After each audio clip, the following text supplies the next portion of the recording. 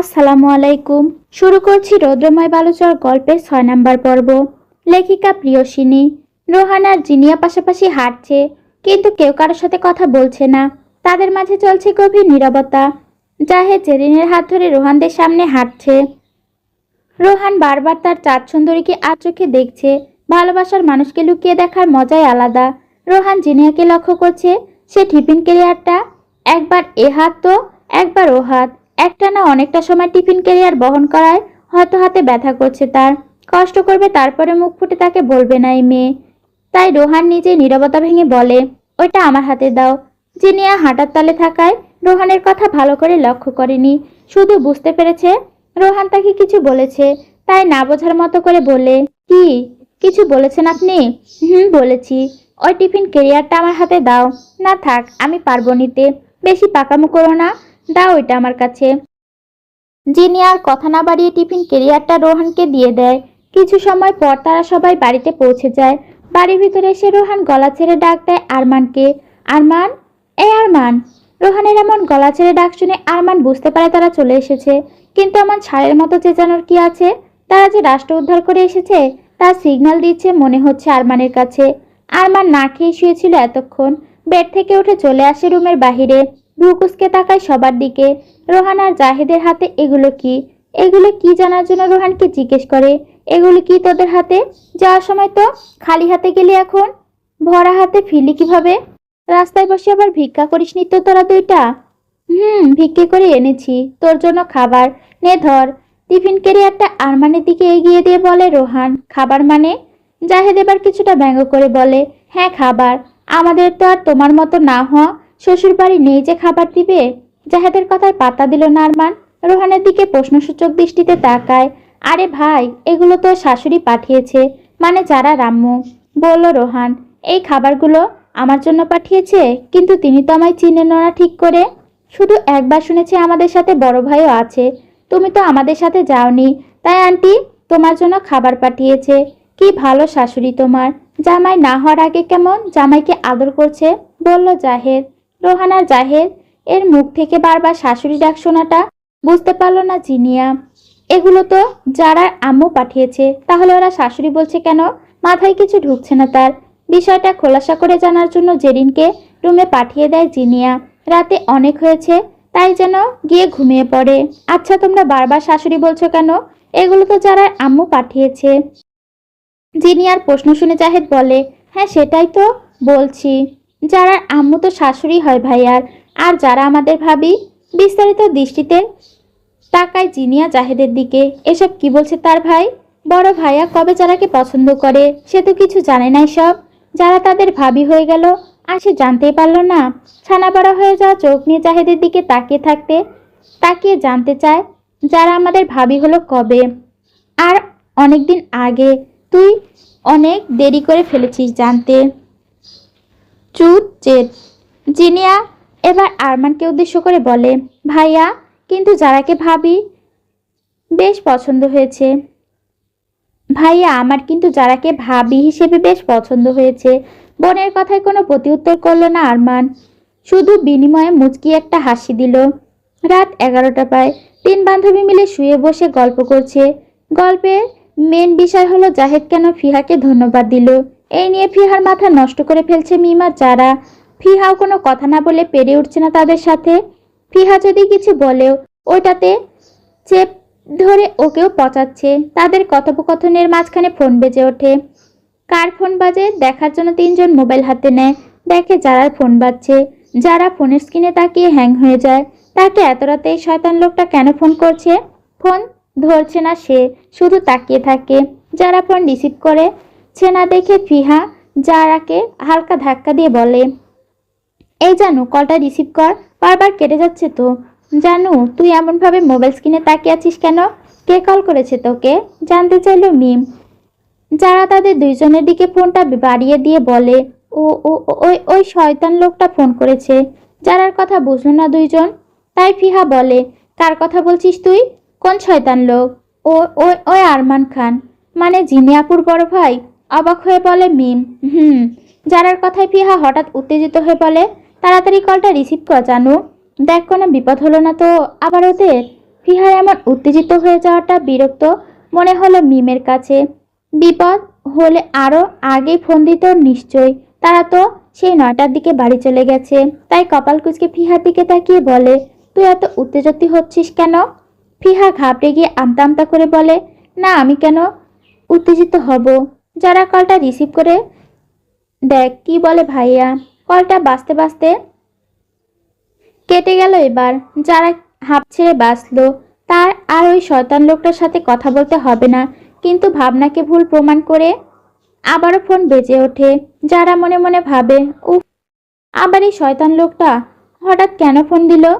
ধরবো না, কিন্তু যদি কোনো বিপদে পড়ে কল করে। একটু থেমে চল ধরেই ফেলি, বাঁচা মরা আল্লাহর হাতে। কলটা রিসিভ করে যারা জড়ানো গলায় বলল, হ্যালো, আসসালামু আলাইকুম। হ্যালো মানে ও না, আসসালামু আলাইকুম।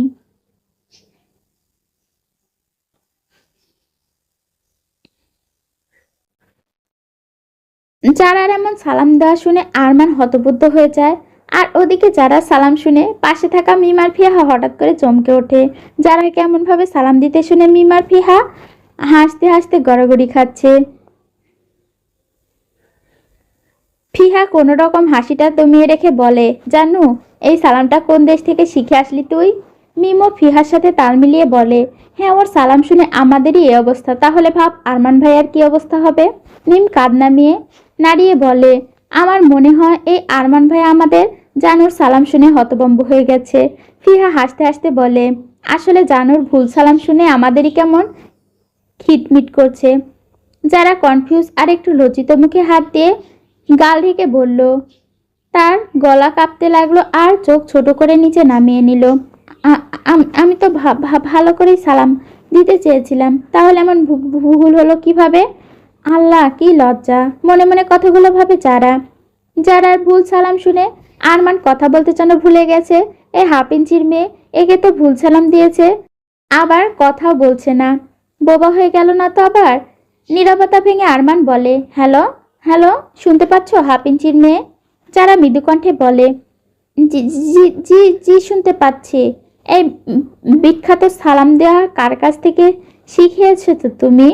আরমানের প্রশ্ন শুনে যারা হঠাৎ হাত দিয়ে মুখ ঢেকে নিল। লজ্জায় তার মাটিতে মিশে যেতে ইচ্ছে করছে। তার গা লাল হয়ে গেল। একটু বিব্রত কণ্ঠে বলল, কোথা থেকে শিখিনি, ভুল করে মুখ থেকে বের হয়ে গেছে। দুজনের মাঝে আবারও নীরবতা নেমে আসে। কেউ কোনো কথা বলছে না। কি বলবে, কোথা থেকে শুরু করবে বুঝে উঠতে পারছে না দুজন। যারা কিছু বলার নেই, কারণ তার কথা বলার মতো কোনো প্রকার কারণ নেই। কিন্তু আরমান কত কি বলবে ভেবে কল দিল, কিন্তু এখন মুখ থেকে একটা কথাও বের হচ্ছে না তার। সে কিছু বলতেই পারছে না, আবার কলটা কেটে দিতেও পারছে না। আরমানকে কিছু বলতে না দেখে দেনমনে করে যারা নিজেই বলে, কিছু বলার জন্য কল করেছিলেন? জিনি আপু, ওরা সবাই ঠিক আছে? হ্যাঁ, সবাই ঠিক আছে, ধন্যবাদ তোমাকে। হঠাৎ আমাকে কেন ধন্যবাদ দিচ্ছেন? খাবার পাঠানোর জন্য? কিন্তু আমি তো খাবার পাঠাইনি, আম্মু পাঠিয়েছে। ও আচ্ছা, তাহলে আমার ধন্যবাদ ফেরত দাও। এই ধন্যবাদ তোমার আম্মুর জন্য। আরে আজব, আমি কি বলেছি আমাকে আপনি ধন্যবাদ দিন? আপনি তো ইচ্ছে করে আমাকে ধন্যবাদ দিয়েছেন। ধন্যবাদ দিয়েছি কারণ আমি মনে করেছি তুমি আমার জন্য খাবার পাঠিয়েছো, তাই। এখন আবার যখন তুমি পাঠাওনি, তাহলে আমার ধন্যবাদ ফেরত দাও। আমি আপনার জন্য খাবার পাঠাতে যাব কেন? এটা শোনার পর আরমানের বুকটা হঠাৎ করে মোচড় দিয়ে ওঠে। খারাপ লাগে মানজারা তার জন্য নিজ হাতে খাবার পাঠায়নি বলে, কিন্তু পরক্ষণে মনে হয় তাদের মাঝে তো তেমন কোনো সম্পর্ক নেই। তাহলে কোন কারণে তার জন্য খাবার পাঠাবে সে? মনকে বোঝানোর জন্য। এখন হয়তো কোনো সম্পর্ক নেই, কিন্তু একদিন তো হবে। সুন্দর, দুষ্টু, মিষ্টি, পবিত্র একটা সম্পর্ক হবে তাদের। সে তো তার হাফ ইঞ্চির মেয়েকে ভালোবাসে। একদিন তার হাফ ইঞ্চির মেয়েও তাকে খুব ভালোবাসবে। আরমান এবার কিছুটা নরম কণ্ঠে বলে, তাও ঠিক। তুমি কেন আমার জন্য খাবার পাঠাবে?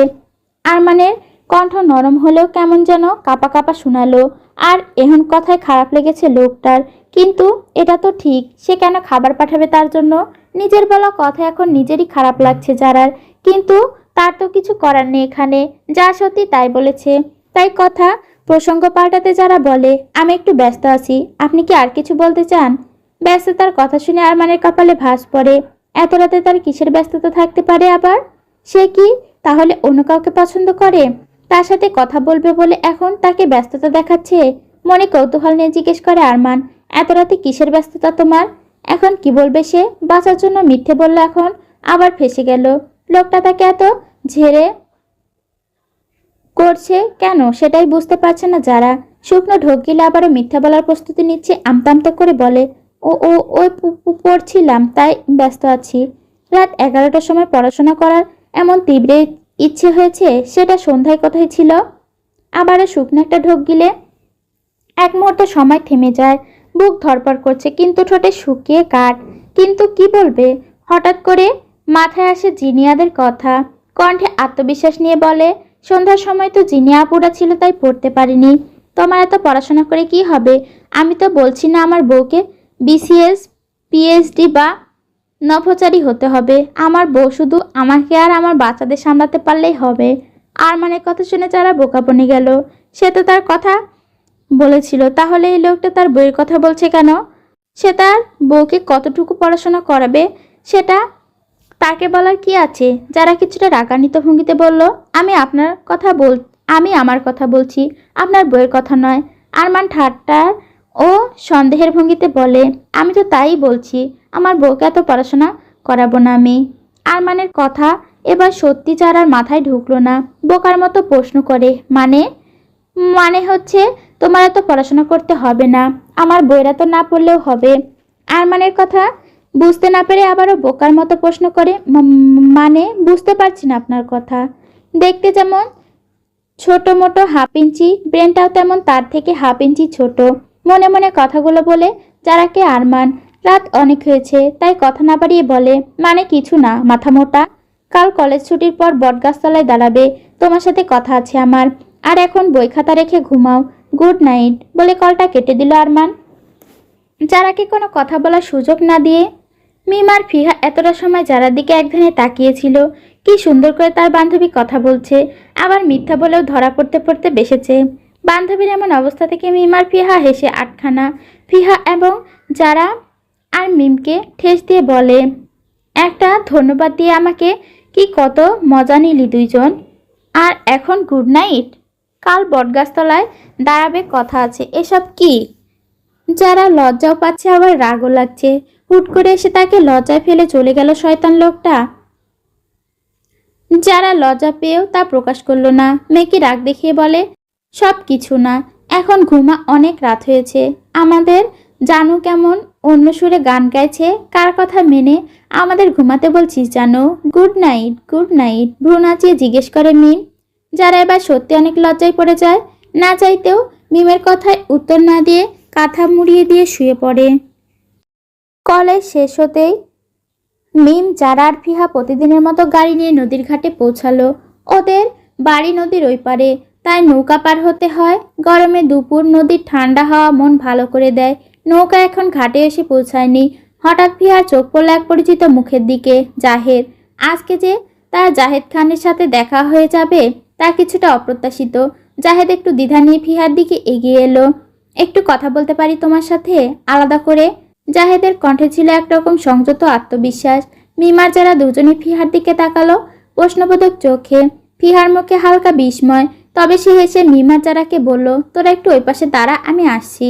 মিমি একটু খুশি, একটু কৌতূহলী। যারার কানে কানে বলল, কাল তাহলে কিছু হয়েছিল, বুঝলি কিছু জানো? আমারও তাই মনে হয়। মিম হেসে বলল, আমরা কি করবো এখন? ওরা কথা বলুক, আমরা তো আর ঠায় দাঁড়িয়ে থাকতে পারি না। চলো নদীকে গিয়ে দাঁড়াই। তাদের কাছে থেকে কিছুটা দূরে এসে দাঁড়ায় মিম আর যারা। যারা হঠাৎ আরমানের কথা মনে পড়ে যায়। তাকে বলেছিল রাতে কলেজ ছুটির পর বটগাছতলায় দাঁড়াতে, কিন্তু তার মন খসখস করছে। ওই শয়তান লোকটার সাথে দেখা করতে মন সায় দিল না যারার। তারা ধীরে ধীরে কিছুটা দূরে গেল, কিন্তু ফিহার জাহেদ এক কোণে এক চোখে খেয়াল রাখতে ভুলল না তারা দুজন। ওদিকে জাহেদ বলল, আমি জানি আমি ঠিক চিনে উঠিনি একে অপরকে। আমি জানি আমরা ঠিক চিনে উঠিনি একে অপরকে, কিন্তু তুমি আমার মনোযোগ কেড়ে নিয়েছ কটকটি। ফিহা একটু লাজুক কিন্তু চমকে ওঠার অভিনয় করলো না। আপনি ঠিক কি বলতে চাচ্ছেন জাহেদ খান? জাহেদ হেসে বলল, বলতে চাইছি তোমার সাথে দুষ্টু মিষ্টি প্রেম করতে চাই কটকটি। জাহেদের এমন কথায় যেন আকাশ থেকে ধপাস করে পড়ছে। ফিহা, এই হারামজাদা জাহিদ খান তাকে ডিরেক্ট প্রপোজ করে ফেললো, কিন্তু পাত্তা দিল না ফিহা। রসিকতা করে বলল, দেখেন ভাইয়া, বিয়ে করার বয়সে প্রেমের প্রস্তাব দিয়ে লজ্জা দিবেন না। ফিহার মুখ থেকে ভাইয়া ডাক শুনে চোয়াল ঝুলে গেল জাহেদের। সে কি সুন্দর করে প্রপোজ করলো, তার এই কটকটি তার 12টা বাজিয়ে দিল। হাতে হতে এসেছি ছাইয়া, আর বানিয়ে দিলে ভাইয়া, সবই কপালের খেলা। ফিহা আর কিছু বলল না। জাহেদের কথাকে এক প্রকার পাত্তা না দিয়ে চলে আসে মিম আর জারার কাছে। ফিহা আসতেই তারা তাকে খুঁচানো শুরু করে, এটা সেটা বলে। কি জানো কি কথা হলো? হ্যাঁ হ্যাঁ হ্যাঁ হ্যাঁ, বল যা, যার সাথে কথা বলতে গেলে ঝগড়া বেঁধে যায় তোর। আর কাল রাতে কি এমন হলো আজ একেবারে পার্সোনালি ভাবে কথা বলতে চলে আসলো? ফিহা লজ্জা পাচ্ছে, তাদের কথায় গাল লাল হয়ে যায় তার। কি বলবে? তাদের ওই জাহেদ খান তাকে প্রপোজ করেছে, তার তো লজ্জা করে নাকি? তাই কথা ঘুরাতে বলে, এখন বাড়ি চল, রাতে ফোনে বলবো সবটা তোদের। কি রে, লজ্জা পাচ্ছিস মনে হচ্ছে, বলল যারা। হ্যাঁ দেখ আবার কেমন কথা ঘুরাচ্ছে এই চেমডি, বলল মিম। এখন এই নিয়ে বিরক্ত করলে সত্যি আর বলবো না কিন্তু, চল এখন বাড়ি, কিছুটা রাগ ও লজ্জা মিশ্রিত কণ্ঠে বলে ফিহা। আজ রাগ করিস না, জাহেদ ভাইয়ার খটখটি দাঁত কেলিয়ে বলে মিম।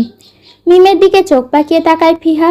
আচ্ছা আচ্ছা চল, আর বলবো না এসব। মিম যারা একটু কিছু একটা ভাবে মিম আর ফিহাকে বলে, তোরা দুইজন চলে যা, আমি আরো পরে যাব। মিম যারার কথা অবাক হয়ে বলে, তুই আবার পরে কেন যাবি? এখানে কি কাজ আছে তোর?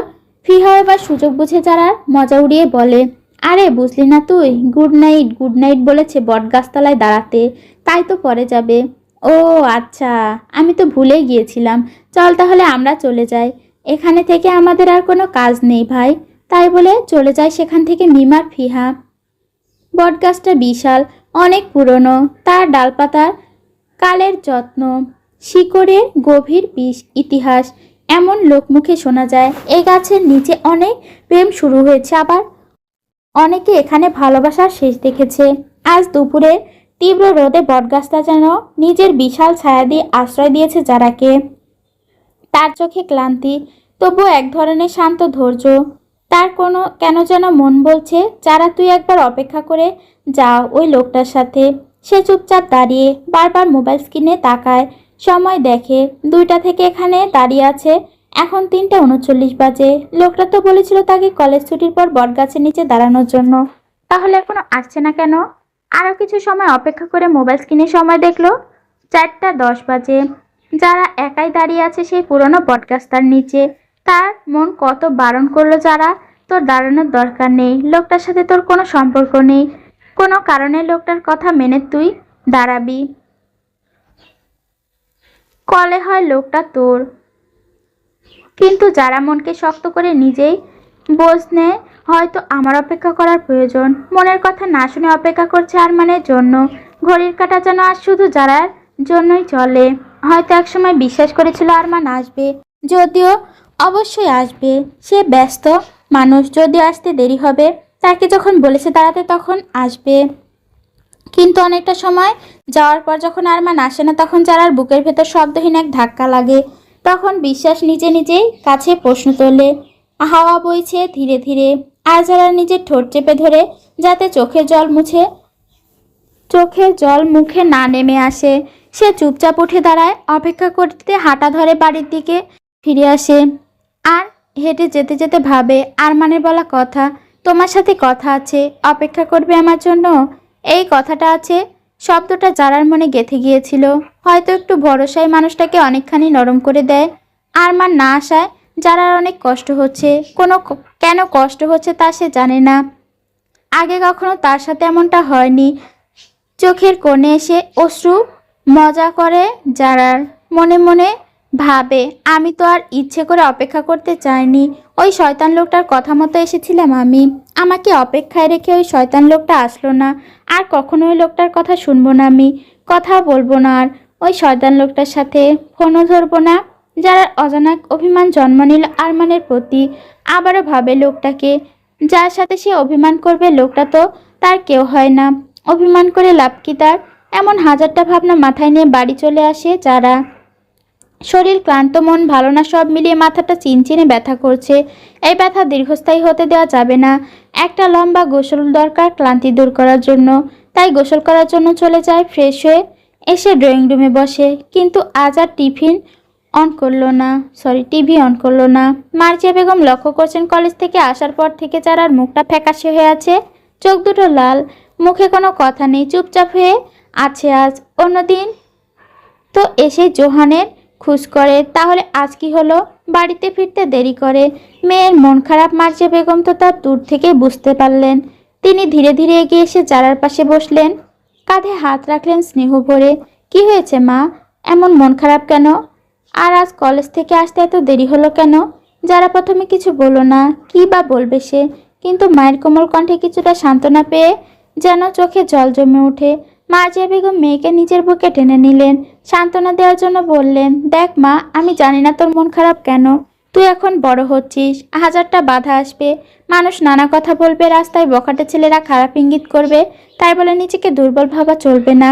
মন খারাপের কারণ যদি না বলতে চাস তাহলে বলতে হবে না, কিন্তু মা সব সময় পাশে আছে তোর। মায়ের কথা শেষ হতেই যারা মাথা উঁচু করে মায়ের মুখের দিকে তাকায়। আচ্ছা তাহলে বসে টিভি দেখ, আমি তোর জন্য তোর পছন্দের খাবার রান্না করে নিয়ে আসছি। কি বলবে যারা? সে তো ঠিক নিজেও জানে না তার মন খারাপ কেন, কিন্তু এটা ঠিক যে আরমান কথা আছে বলে তাকে অপেক্ষা করি আসেনি বলে মন খারাপ, কিন্তু এটা আর মাকে বলতে পারবে না। বিষয়টা কেমন অযৌক্তিক। তারপর তিনি মেয়ের প্রিয় খাবার রান্না করতে গেলেন, খিচুড়ি আর বেগুন ভাজি। তিনি জানেন ছোটবেলা থেকে এই খাবার যারার মন ভালো করে দেয়। রাত 10টা বাজে। আরমান যারাকে সেই সন্ধ্যা থেকে ফোন করছে, কিন্তু যারা কল ধরছে না। এই পর্যন্ত আরমান যারাকে 200+ কল এবং 50টার মতো মেসেজ পাঠিয়েছে, কিন্তু কোনো রেসপন্স আসছে না যারার কাছ থেকে। বারবার এর মতো শূন্য তার চেষ্টা। আরমান সকালটা শুরু হয় ঘড়ির কাঁটার সঙ্গে দৌড় দিয়ে। কাগজপত্র, মিটিং, ফোন কল সব মিলিয়ে যেন তার একটু নিঃশ্বাস ফেলার সময় নেই। ইঞ্জিনিয়ার এসেছে আজ, তাদের সাথে জমি বিল্ডিংয়ের নকশা তৈরি করা নিয়ে ব্যস্ততা কাটে তার। এখানে এটা আমাদের নতুন ব্রাঞ্চ, তাই সব কিছু ঠিকঠাক থাকা চাই। অফিস সেটআপ, এটার পর একটা ধাক্কা।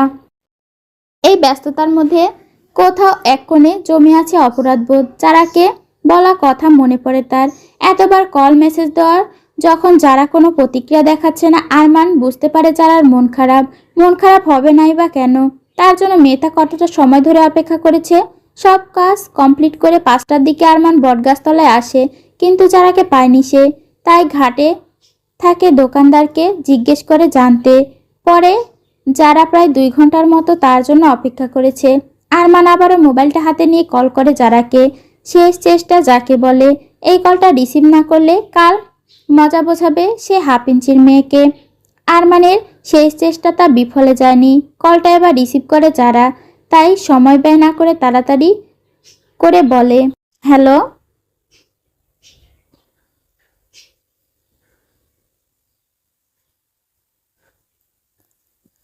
আমাদের আরমানের ঘড়ির দিকে তাকিয়ে আবারও মোবাইলটা হাতে তুলল। 10টা 15। সন্ধ্যা থেকে একটানা যারাকে কল করে যাচ্ছে। কখনো রিং হয়, কখনো ব্যস্ত টোন, কখনো আবার কেটে দেয়। প্রতিবার কল কাটার পর তার বুকটা হালকা কেঁপে ওঠে, যেন একটা অদৃশ্য দেয়াল তার আর যারার মাঝে দাঁড়িয়ে আছে। তবুও কল করে যাচ্ছে সে। অভিমান কি এমন কঠিন হয়? আরমান ফোন করলে সাথে সাথে রিসিভ হয়। হ্যালো 1/2 ইঞ্চির মেয়ে, কিন্তু কোনো কথা নেই। যারা, প্লিজ কথা বলো। আমি জানি আমি দেরি করেছিলাম, কিন্তু বিশ্বাস করে এটা ইচ্ছে করে হয়নি। আমি আজ সারাদিন খুব ব্যস্ত ছিলাম। আমি তোমায় সেই সন্ধ্যা থেকে ফোন করছি, তুমি ধরছো না কেন?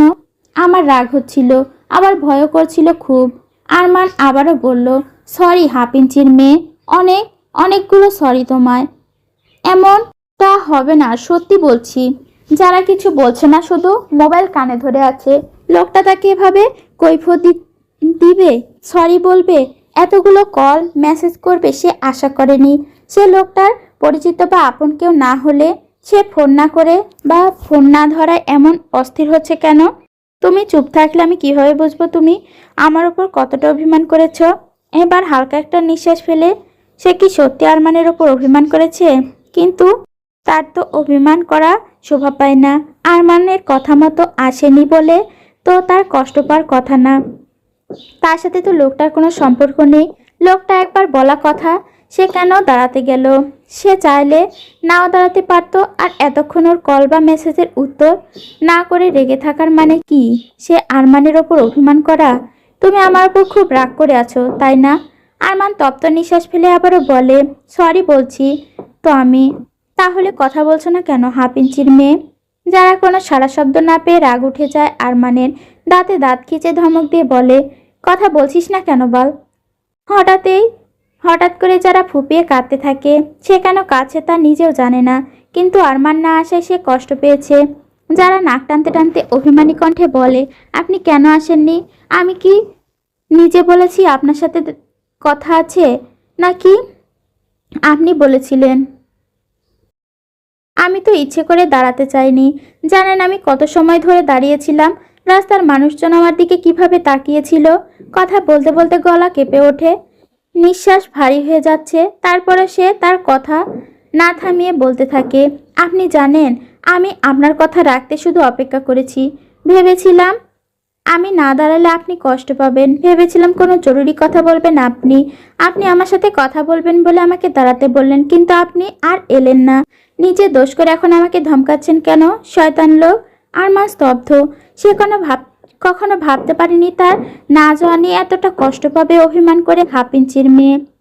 যারা এমন অভিমানী অভিযোগ তার হৃদয়ে ভালো লাগা শিহরণ বয়ে যাচ্ছে।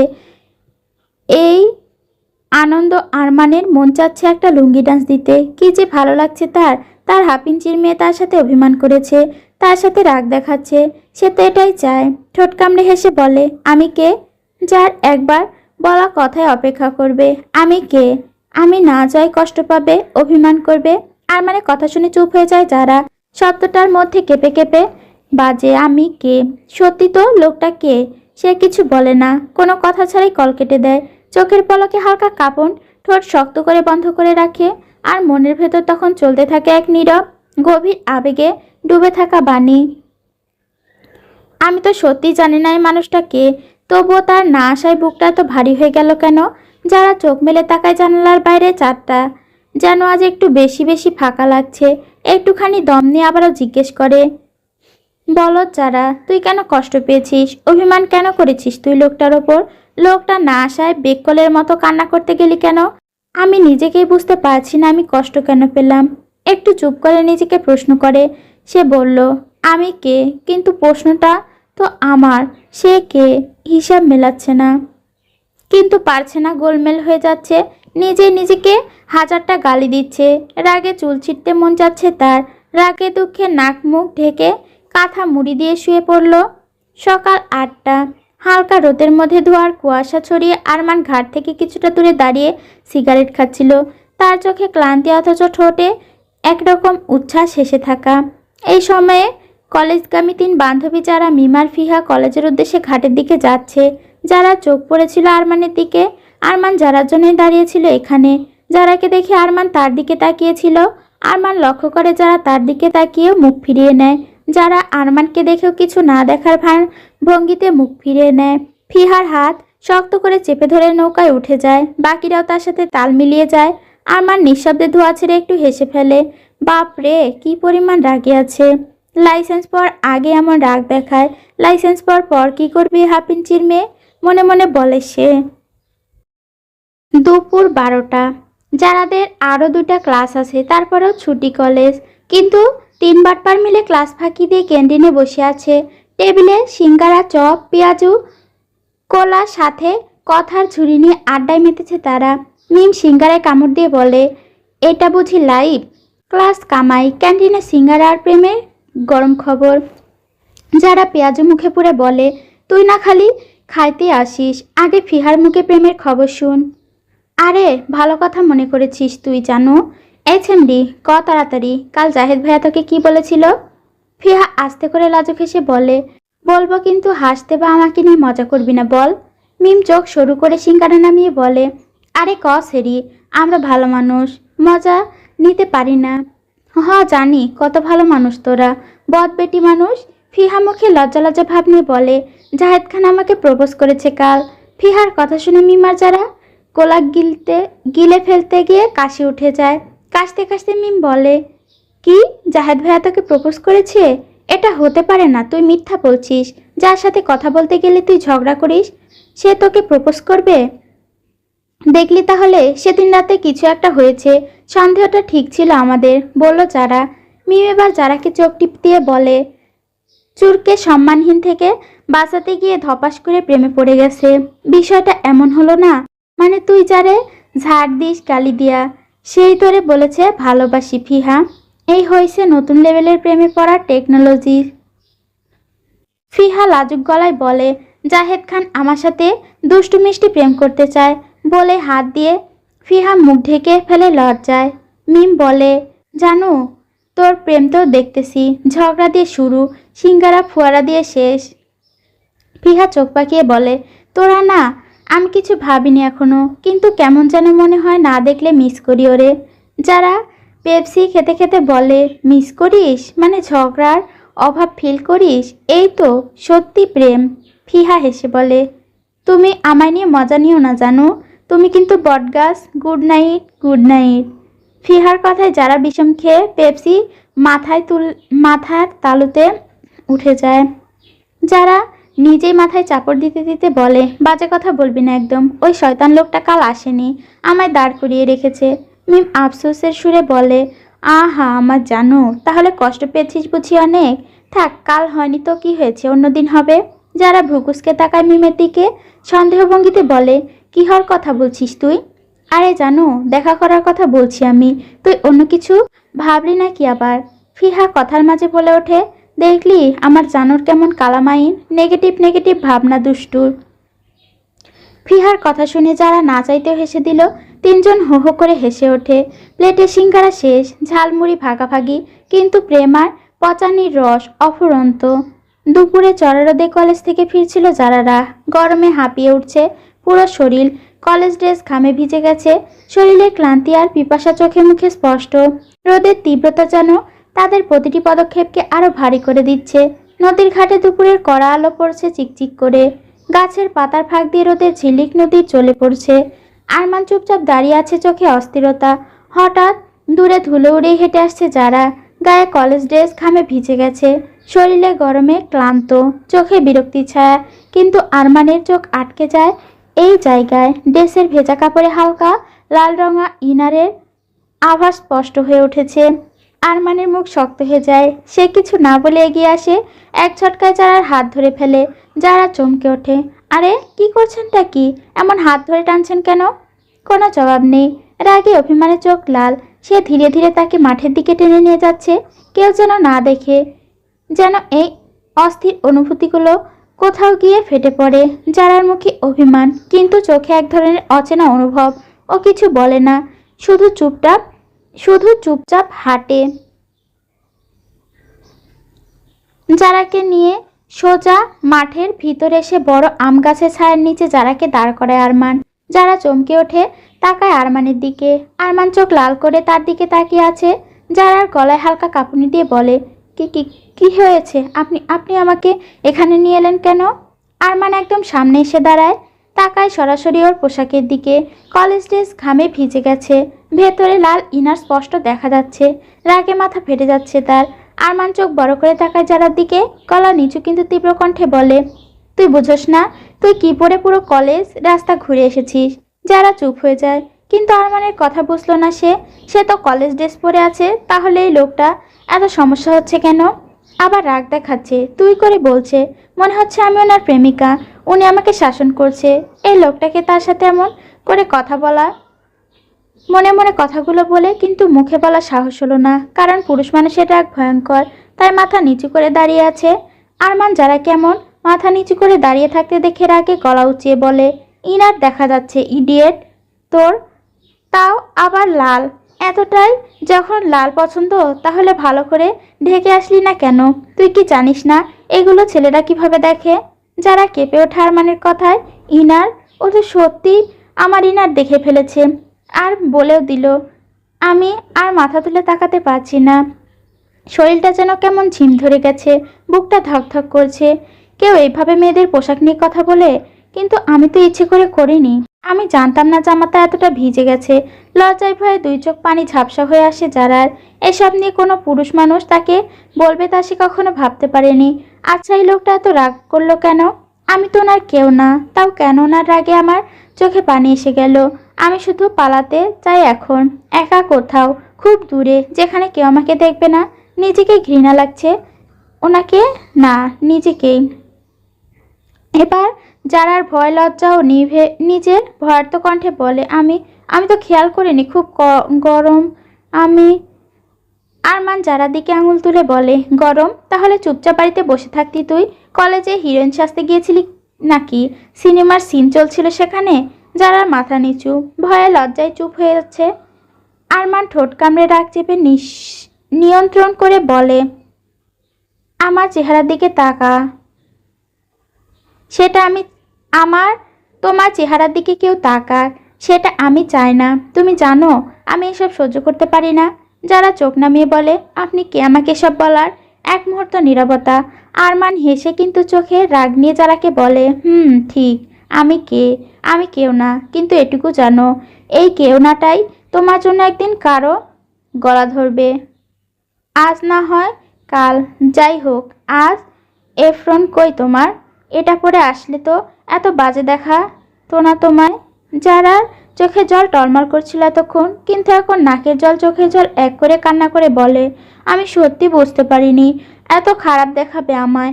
গরম লাগছিল বলে অ্যাপ্রন পরে আসিনি আজ। মিমার ফিহা বলেছিল আমাকে, আমি হিজাব দিয়ে ভালো করে ঢাকতে চেয়েছিলাম, কিন্তু হয়নি। আরমান যারার কান্না দেখে রাগ কমে আসে। কালো তার জন্য মেয়েটা কান্না করেছে, বুকটা কেমন ভারী হয়ে আসে তার, কিন্তু গলায় রাগী ভাব বজায় রেখে বলে, আর যদি এমনটা কখনো হতে দেখি, তাহলে হাত পা সব ভেঙে ঘরে বসিয়ে রেখে আসবো। যারা একটু ভয়ে কাঁপে, চুপ করে দাঁড়িয়ে থাকে। আরমানের চোখ দিয়ে পানি পড়ছে তার। আরমান কিছুক্ষণ তাকিয়ে থাকে, তারপর একটা লম্বা নিঃশ্বাস ফেলে মুখ ঘুরিয়ে দিকে চলে আসে রাগ কমাতে। যারা মাথা নিচু করে দাঁড়িয়ে থাকে, ভিতরে কোথাও একটা অদ্ভুত ভয় আর অপরিচিত রকমের কিছু অনুভব কাজ করছে তার। লোকটা শাসন করাটা তার কাছে কেন জানি খুব ভালো লাগছে। অন্যরকম ফিলিংস কাজ করছে তার মাঝে। প্রেম করছে মনে হচ্ছে সে, কিন্তু লোকটার সাথে তার তো এমন কোনো সম্পর্ক নেই। তাহলে এমন কেন মনে হচ্ছে তার? যারা একা দাঁড়িয়ে, মাথা নিচু, চোখ দিয়ে এখনো টুপটাপ পানি পড়ছে। তার গলা বেয়ে নেমে যাচ্ছে লজ্জা, অপমান আর আবার একটা দুঃখ। আরমান কিছু দূর গিয়ে থেমে যায়। তার রাগ ধীরে ধীরে গিলে নিচ্ছে অপরাধবোধ। সে ঘাড় ঘুরিয়ে তাকায়, যারার কাঁধ কাঁপছে। যারা কাঁদছে, তার বুকের ভেতর যেন কিসের ছ্যাঁকা লাগে। আরমান নিজের মনে বলে, আমি কি আবারও হাফ ইঞ্চির মেয়েকে কাঁদিয়ে ফেললাম? আমি কি বেশি বলে ফেললাম, যার জন্য এখনো কান্না করছে? সে ধীরে ধীরে যারার কাছে আসে, পা টিপে টিপে, এক হাত পকেটে গোজে আর এক হাত চুলে বারবার হাত বোলায় অস্বস্তিতে। পকেট থেকে দুইটা বড় কিটক্যাট বের করে। আরমান নরম গলায় হালকা হেসে বলে, এই কান্না স্টপ, এই কিটক্যাট দুইটা ধরো। আমি কাল না আসার কষ্ট পেয়েছো বলে এই দুইটা এনেছিলাম তোমার জন্য, সরি বলবো তাই। যারা কিছু বলে না, চোখ মুছে অন্যদিকে তাকিয়ে থাকে। যার মানে সে নিবে নাই চকলেট। আরমান চুপ করে কিটক্যাট সামনে ধরে বলে, নাও, রাখো, প্লিজ না বলো না, আর চকলেট খেয়ে ভুলে যাও আমি কি বলেছি। যারা চোখ নামিয়ে গলায় কাঁপুনি দিয়ে বলে, আপনি খুব খারাপ। আপনি আমাকে এ কথাগুলো কিভাবে বলতে পারেন, শয়তান লোক? এখন চকলেট দিয়ে ঘুষ দিচ্ছেন? আরমান যারার কথার মাঝে বাধা দিয়ে, সরি, 100 বার না 1000 বার সরি। আমি মাথা ঠিক রাখতে পারিনি। আমি তোমার দিকে কারো বাজে দৃষ্টি সহ্য করতে পারি না, যদিও আমি তোমার কেউ না। যারা তাকায় প্রথমবার আরমানের চোখের দিকে। আরমান নরম গলায়, এটা সত্যি আমি তোমার কেউ না, কিন্তু ভবিষ্যতের কথা ভেবে এখন থেকে আমি কেয়ার করছি মানজারা।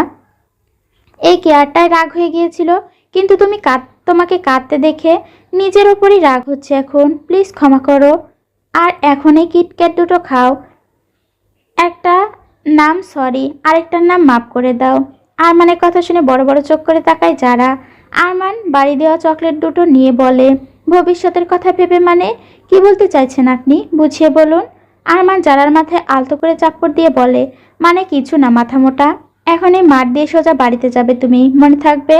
যারা বাধ্য মেয়ের মতো মাথা নেড়ে সায় দিয়ে বোঝায় আচ্ছা। তারা চলে যেতে থাকে বাড়ির দিকে। যারা তার কথা এমন বাধ্য মেয়ের মতো মানতে দেখে ঠোঁট কামড়ে হাসে, মাথার পিছনে চুলকাতে থাকে আর যারা যাওয়ার দিকে তাকিয়ে থাকে। আরমান হঠাৎ করে যারার হাত ধরে মাঠের দিকে নিয়ে যেতে দেখে হতভম্ব হয়ে যায়। মিম আর ফিহা স্তব্ধ হয়ে তাকিয়ে আছে তাদের দিকে, যেন চোখের পলকে কি যেন ঘটে গেল। কেউ কিছু বুঝোটার আগে দৃশ্যটা বদলে গেল। ফিহার মুখটা অল্প বিস্ময়ে জমে গেছে। পাশে দাঁড়িয়ে থাকা মিম ঠিকই বুঝে উঠতে পারছে না কি প্রতিক্রিয়া দেখাবে।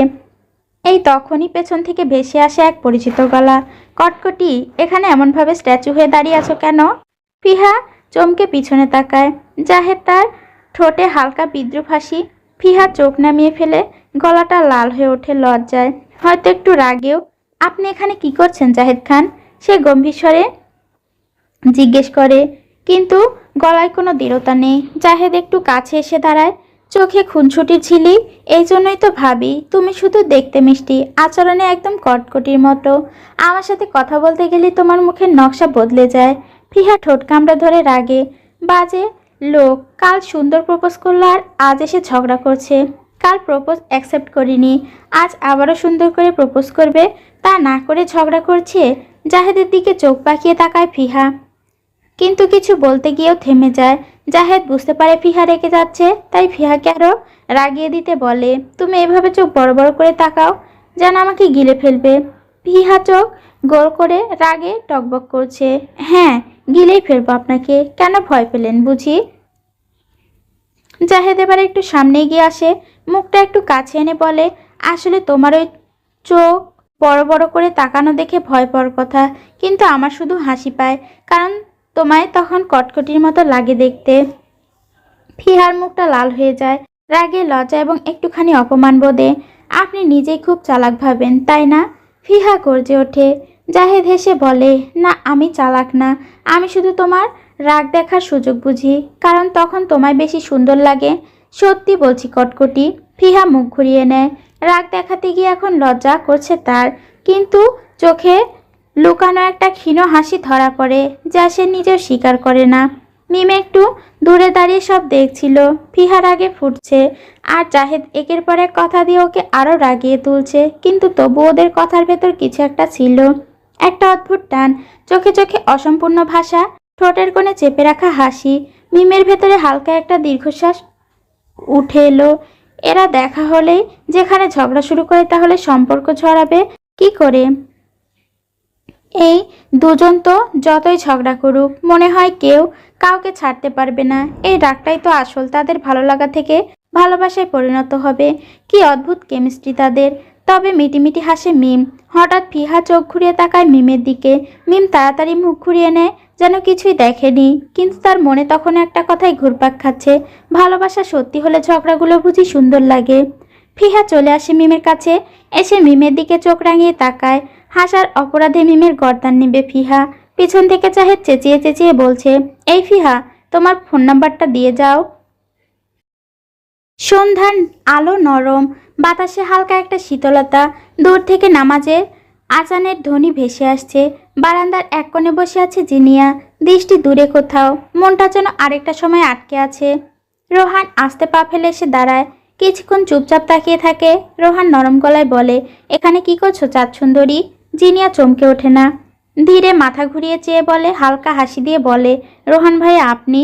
রোহান জিনিয়ার পাশে চেয়ারটায় বসে বলে, আমি মনে করছি আপনি আর আমার সাথে কথা বলবেন না। সেদিনের পর থেকে রাগ করতে শিখিনি তোমার ওপরে। তুমি যেদিন কথা কাটাকাটি করেছিলে মনে আছে? সেদিন চুপচাপ তোমার চলে যা দেখেছিলাম। একটু থেমে তার দিকে তাকিয়ে বলে, আমি জানতাম ওটা তুমি ছিলে না, ছিল তোমার ভেতরে কষ্ট। একবার কি বলা যায় না কি কারণ তুমি আমার সাথে এমন করছো? কি কষ্ট লুকিয়ে রেখেছো নিজের মাঝে? জিনিয়া মুখ নেমে যায়, গলার স্বর কাঁপতে থাকে জিনিয়ার। আমি জানি রোহান ভাইয়া, আমি সেদিন খুব খারাপ ব্যবহার করেছিলাম, আপনাকে কথা শোনালাম, অপমান করলাম, অথচ আপনি শুধু পাশে থাকতে চেয়েছিলেন। আমি আমি আসলে নিজেকেই ঘৃণা করি। রোহান কিছু বলতে যাবে, জিনিয়া হাত তুলে থামিয়ে দেয়। রোহানের একটু আস্থাযুক্ত কথা, জিনিয়া চোখে জল চলে আসে। না, আজ আপনি কিছু বলবেন না, আজ আমি বলতে চাই। আপনার সেই ভালোবাসাকে আমি একবারও জায়গা দিতে পারিনি, শুধু ঠেলে গেছি বারবার, কারণ আমি জানি আমি আপনাকে সুখ দিতে পারবো না। আমার শরীরে নোংরা লেগে আছে। রোহান গভীরভাবে তার দিকে তাকায়, কিছুটা কাপা গলায় বলে, সুখ তো চাইলেই পাওয়া যায় না জিনিয়া। তোমার পাশে থাকার অধিকার চেয়েছি, দাবি করিনি। আমি চাই তোমার সঙ্গে হাসতে, কাঁদতে, হারাতে, সব কিছু পাশে থাকতে। আর কথা যদি হয় তোমার শরীরে নোংরা বা কোনো কালো অতীত নিয়ে, সেটা আমি জানতে চাই। আমি শুধু তোমায় ভালোবাসি, ভালোবাসার জন্য অধিকার চাই। একবার কি সুযোগ দেওয়া যায় না আমায়? বিশ্বাস করো, তোমায় কখনো কষ্ট পেতে দেব না, তোমার অতীত জানতে চাইব না। জিনিয়া মুখ ঘুরিয়ে নেয়, চোখ মুছে নেয় চুপচাপ, মনে মনে বলে, এই মানুষটার ভালোবাসার ওজন আমি নিতে পারি না। আমি যদি একটু দুর্বল হই, ও আবার সব ছেড়ে আমাকে আঁকড়ে ধরবে, কিন্তু আমি তো এটা চাই না। আমি তো শূন্য। জিনিয়ার গলা আটকে আসছে। রোহান ভাই, আমি আপনার কাছে ক্ষমা চাইছি সেদিনের জন্য, আর এতদিন ধরে আপনাকে কষ্ট দেওয়ার জন্য। রোহান কিছুটা ব্যথা নিয়ে চুপ থাকে, মনে হয় কিছু বলবে কিন্তু নিজেকে থামায়। জিনিয়া চোখ নামিয়ে বলে, আমি চাই না আপনি আমায় ভালোবাসুন, আমি চাই না আপনি আমার জন্য অপেক্ষা করুন, আমি চাই না আপনার চোখে একদিন আমায় না পর আক্ষেপ থাকুক। নিজের জীবন গুছিয়ে নিন। সে ধীরে উঠে দাঁড়ায়। জিনিয়া কাপা কণ্ঠে আবারও বলে, শেষ একটা আবদার করব, আপনি রাখবেন? জিনিয়া এমন কাপা কণ্ঠে আবদারের কথা শুনে সাথে সাথে ওর দিকে তাকায়। রোহান অসহায় দৃষ্টিতে, আমার কাছে আর ভালোবাসার দাবি নিয়ে আসবেন না আপনি। জানেন আমি অনেক লোভী, আপনার উজাড় করে দেওয়া ভালোবাসা দেখলে লোভ সামলাতে পারি না আমি। কথাগুলো বলে সে চলে যেতে শুরু করে, পেছনে তাকায় না। রোহান একবার ডাকতে চায় কিন্তু থেমে যায়। জিনিয়া ভেতরে চলে যায়। বারান্দার হাওয়া বইছে ধীরে। রোহান একা বসে থাকে, তারপর নিজের মনে বলে, তুমি চলে গেলে অথচ আমি এখনো এখানে আছি, তোমার পাশে থাকার প্রতিশ্রুতি নিয়ে। তুমি যদি কখনো ফিরে আসো, আমি এখানেই থাকবো। রাত 11টা। ঘরের ডিভানে বসে আরমান ল্যাপটপে ফ্যাক্টরি কাজ করছে। ডেস্ক ল্যাপটপের আলোয় কাগজপত্র ছড়িয়ে ছিটিয়ে। ঘরের নীরবতা। এমন সময় হঠাৎ দরজা ধাক্কা দিয়ে কেউ ভেতরে ঢোকার চেষ্টা করে। দরজা ধাক্কানোর শব্দে বিরক্ত হয়। আরমান চোখ কুঁচকে জিজ্ঞেস করে, এই কোন গুরু এমন করছিস? রাতে দরজা ভেঙে ফেলার ইচ্ছে আছে নাকি? দরজা খুলে ঢুকে জাহেদ হাঁপাতে হাঁপাতে হেসে বলে, ভাঙলে কি তুমি আর ঠিক করতে পারবে না ভাইয়া? কি করছো বসে বসে? আরমান বিরক্ত হয়ে বলে, প্রেমালাপ করছি তোর ভাবির সাথে। যা, এখন বিরক্ত করিস না। জাহেদ হালকা হাসি দিয়ে বলে, আরে ভাইয়া, আমি তো এজন্য এসেছি, একটা ছোট সাহায্য লাগবে ভাবির। আরমান ঠান্ডা গলায় বলে, তোর ছোট সাহায্য মানে আমার রাতটা শেষ, বল কি চাস? জাহেদ কিছুটা ইতস্তত করে বলে, এই মানে ফিহা তো ভাবির বান্ধবী, তাই না? আরমান চোখ শুরু করে বলে, তারপর? জাহেদ বেশ নাটকীয় ভঙ্গিতে বলে, তো ভাবির কাছে নিশ্চয়ই ফিহার নাম্বার আছে, একবারের জন্য নাম্বারটা দিয়ে দাও না ভাইয়া প্লিজ।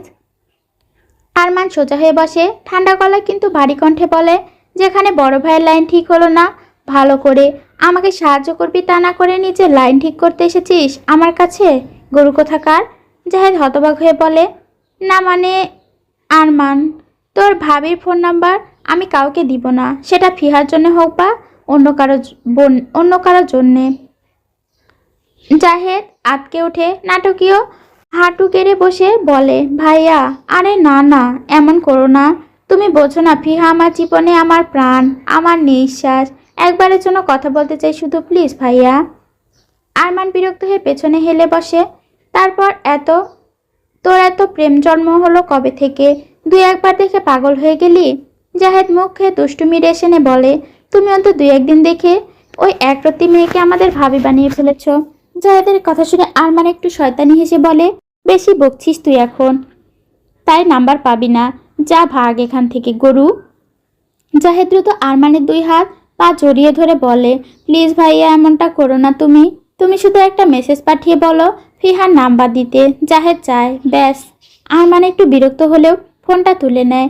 আরমান নিজের মনে বলে, এই ছেলেটা একদিন এভাবে পায়ে ধরে বিয়ে করে নিবে হয়তো।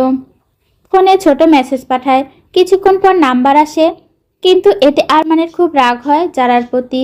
এত রাতে এই মেয়ে এখনও জেগে আছে। মেসেজ পাঠানোর সাথে সাথে রিপ্লাই, ওকে পরে দেখে নিবে, আগে এই গরুটাকে বিদায় করে নিক সে। আরমান চোখ তুলে তাকায় জাহেদের দিকে, এটা নে, কিন্তু একটা কথা, আমি যদি শুনি তুই ফিহাকে বিরক্ত করিস, তাহলে তোর কান টেনে ওই শীতলক্ষায় বসিয়ে দিব, তোর কান কেটে ওই শীতলক্ষায় বসিয়ে দেব কিন্তু। জাহিদ নাম্বার নিয়ে মাথায় ঠেকিয়ে বলে, ভাইয়া তুমি শুধু আমাকে একটা নাম্বার দিলে না, তুমি জান্নাতের দরজা খুলে দিলে আজ। আরমান আবার কাজে ফিরে যায়। দরজার বাইরে জাহেদ ফিসফিসানি শোনা যায়। জাহেদ নিজের মনে মনে বলে, ফিহা আজ শুরু, ইনশাল্লাহ শেষ হবে বিয়েতে।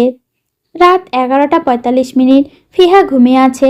ঘুমের মধ্যে মোবাইল কাঁপছে, স্ক্রিনে অজানা নাম্বার। ফিহা চোখ মেলে দেখে বিরক্ত হয়ে ফোন ধরে। ফিহা ঘুম চালানো কণ্ঠে বলে, হ্যালো। এই মুহূর্তে চুপচাপ। জাহেদ ভয় পেয়ে যায়। জাহেদ আস্তে করে ডাক দেয়, ফিহা। ফিহা ঘুম চালানো গলায় বিরক্ত হয়ে বলে, কে ভাই, এত রাতে বিরক্ত করছো? জাহেদ গলার কষ্ট। তাকে এই মেয়ে ভাই বলছে? ভাই, আমি ভাই না তোমার। ফিহা চোখ না খুলেই বলে, তাহলে কি আপনি আপা হন? জাহেদ অবাক হয়। এই মেয়ে কি পাগল হয়ে গেছে নাকি? কি যাতা বলছে তাকে। বিরক্ত হয়ে বলে, না আমি তোমার আপা না। ফিহা আবারও বিরক্ত হয়ে বলে, তাহলে কি তৃতীয় লিঙ্গের আপা? আপা কেউ নাকি? জাহেদ হঠাৎ চুপ। ফোনের এদিকে ফেম। ওর চোখ বড়, মুখ কুঁচকে গেছে, আটকে উঠছে। ফিহার কথা শুনে জাহেদ হাঁপানি রোগীর মতো হাঁপাতে হাঁপাতে বলে, আস্তাক ফিরুল্লাহ, নাউজুবিল্লাহ। শয়তান বেটি, নিজের ভবিষ্যতে কেউ লালবাতি জ্বালায়? আমি তোর ভবিষ্যতে সবুজ বাতি কটকটি। ফিহা ঘুমের ঘরে একদম উবে যায়। চট করে উঠে বসে, চোখ কষলে ফোনের স্ক্রিনে তাকায়। ফিহা অবাক হয় আননোন নাম্বার দেখে, কিন্তু এটা তো জাহেদ খানের গলা। জাহেদ তাকে কটকটি বলে ডাকে, তার মানে এটা জাহেদের নাম্বার। কিন্তু সে নাম্বার পাইল কই? ওপাশ থেকে জাহেদ আবার ডাকছে ফিহাকে, হ্যালো কটকটি, হ্যালো, কই গেলা? ফিহা সংকোচ, ভয়, জেদে গলা আটকে আসার কণ্ঠে বলে, আমি তো ভাবলাম, আমি তো বুঝিনি যে। জাহেদ মজা নিতে নিতে বলে, আহা, এখন আটকে যাওয়া কথাগুলো মনে হচ্ছে, রোমাঞ্চ করা ফিল পাচ্ছি। ফিহা বাচ্চা গলার মতো করে বলে, আপনি আমার নাম্বার কোথায় পেয়েছেন? জাহেদ গম্ভীর নাটকে গলায় বলে, তুমি যেখানে আমার হার্টে সেভ হয়ে আছো, সেখানে তোমার নাম্বার কোনো ব্যাপার না। ফিহা একটু ভয়, একটু লজ্জা, অনেক রাগ নিয়ে বলে, এত রাতে একটা মেয়েকে ফোন করে বিরক্ত করার অপরাধে আপনাকে পুলিশে দিব আমি। পুলিশে দাও, কিন্তু ফায়ার ডিটেলসে দেখো, ছেলেটা শুধু একটা ভালোবাসাতে চেয়েছিল আমায়, আর সেই ভালোবাসার অপরাধে একটা ছোট্ট কটকটি তাকে হিজড়া বানিয়ে দিল। ফিহা একটু মুচকি হাসে, কিন্তু চেপে রাখে। এত রাতে এভাবে আর কতজনকে ফোন দিয়েছেন শুনি? তোমার আগে কেউ ছিল না, তোমার পরেও কেউ হবে না, আর মাঝখানে মাঝখানে তো শুধু তুমি। দুজনেই চুপ, নরম সুরে বাজছে মনে মনে তাদের। অবশেষে ফিহা লজ্জা মিশ্রিত কণ্ঠে বলে, আমি এখন ঘুমাবো, বাই, বলে কলটা কেটে দেয়। রাত 11:50। চুপচাপ ঘরে অল্প আলো। যারা ফোনের স্ক্রিন বারবারটা উল্টে রাখছে। কল আসছে একের পর এক আরমানের। মেসেজের শব্দ থেমে নেই, একটার পর একটা মেসেজ পাঠিয়ে যাচ্ছে সে। যারা কল ধরো, তুমি জেগে আছো আমি জানি। যারা চোখ বন্ধ করে রাখে, মাথার ভেতর ভারী লাগছে। এই লোকটা ফোন দিলেই কেন তাকে তুলতে হবে? এত রাতে এত চাপ কেন দিচ্ছেন উনি আমাকে? কোনো সম্পর্কবিহীন মানুষের সাথে এভাবে কেউ অধিকার ফলায়? হঠাৎ নতুন মেসেজ আসে। এবার আরমান আর ভদ্রতার জায়গায় নেই। রাগ, অভিমান আর অধিকার মিশে গিয়ে আগুনে পরিণত হয়েছে। বাল, উত্তর দিচ্ছিস না কেন? এত রাতে কোন নাগরের সাথে কথা বলছিস তুই? আমার কল মেসেজের উত্তর দিচ্ছিস না? মেসেজগুলো পড়ে যারার চোখ কপালে। রাগে শরীর কাঁপতে থাকে। তীব্র অপমান, ভয় আর বিরক্তি সব একসাথে অনুভব করে। তারপর আর এক মুহূর্ত দেরি না করে ফোনটা হাতে নিয়ে টাইপ করতে থাকে, আপনি কে? আমার সাথে এভাবে কথা বলার? কোনো সম্পর্কবিহীন মানুষের সাথে এভাবে কথা বললে অসভ্য লোক। তুই তুকারি করে চরিত্র নিয়ে কথা বলছেন, কোন অধিকারে আপনি? একবার ভালো করে কথা বলছি বলে মাথা কিনে নিয়েছেন? মেসেজটা পাঠিয়ে যারা আরমানকে ব্লক করে দেয়। ফোনটা এবার একেবারে নিস্তব্ধ। আরমান যারা সেই শেষ মেসেজটা পড়ে থেমে যায়।